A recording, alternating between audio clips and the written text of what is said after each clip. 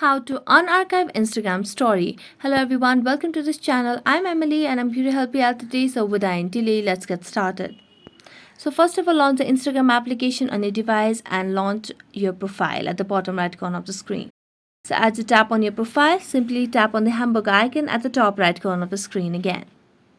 Now here you can see the option of archive under the how you use Instagram category. So tap on archive and here you'll be able to see all the archived options.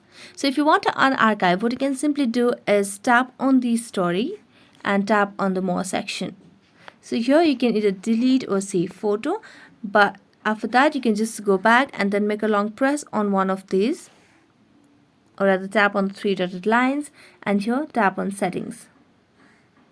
So there is no direct option to unarchive the Instagram story. So you can either save the story to archive, or you can just tap on the story and you can just share it, add it on your highlights, or just tap on more and save a photo. So that's it. Thank you so much for watching this video. See you next time.